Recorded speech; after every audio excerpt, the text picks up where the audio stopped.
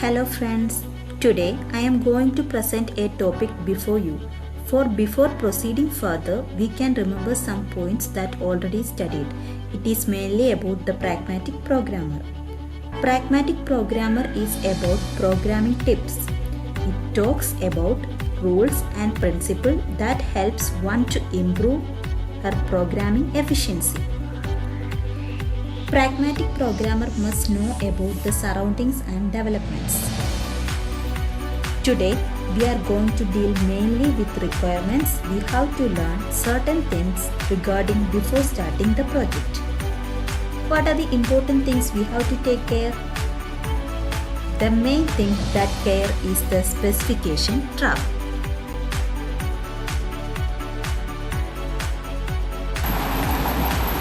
Now we can go through the topic the specification trap.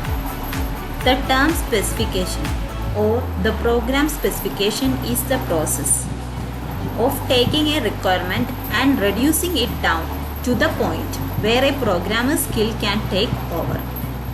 It's a process of taking a requirement. As we talking to the developer who will be performing the initial implementation. Specification is a record for future generation of programmers. The programmers who will be maintaining and enhancing the code. It's also an act of communication. It's for explaining and clarifying the word in such a way as to remove major ambiguities. The specification is also an agreement with the user. A codification of their needs and an implicit contract that the final system will be in line with that requirement.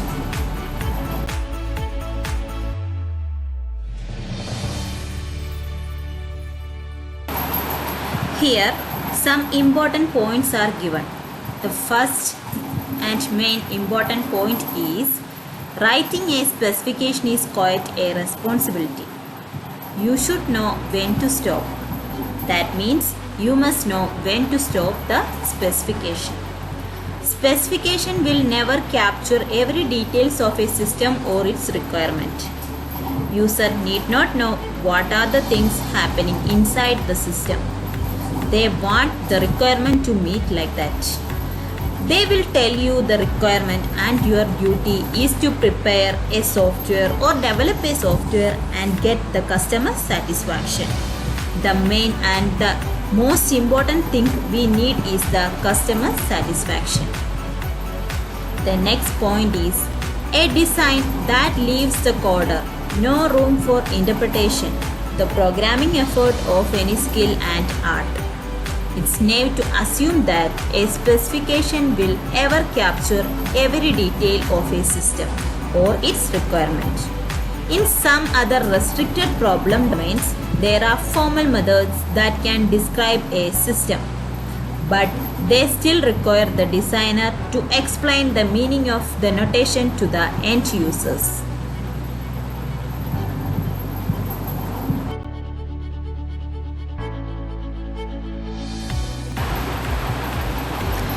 Here comes tip 57.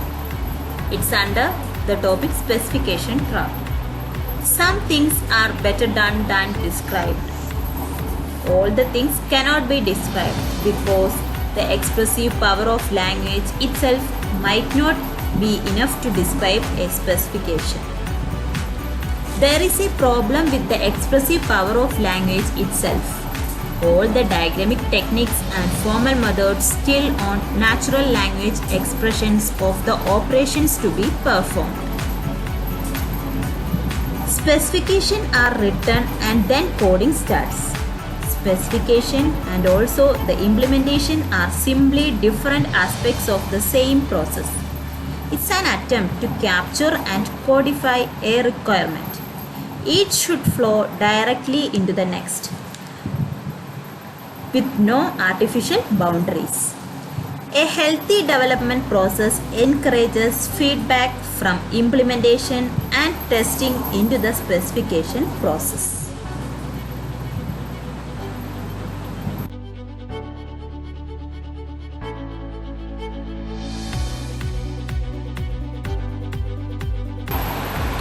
As a pragmatic programmer, you should tend to view requirement gathering, design, and implementation as different facts of the same process. It's the delivery of a quality system. Now we can simply explain the concept of specification trap with an example. We can consider a tracer bullet development for explaining this specification trap.